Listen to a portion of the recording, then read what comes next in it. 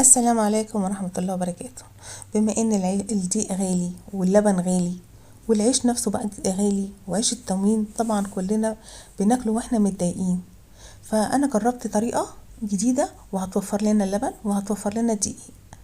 تعالوا لو عندك عيش، تعالوا شوفوها. لو عندك عيش ناشف وعيش هي خلاص هترميه مش عايزاه، نشفيه وهتعرفي الطريقة ازاي نعمل بيه عيش تاني، ازاي نعمله ونوفر اللبن والدقيق.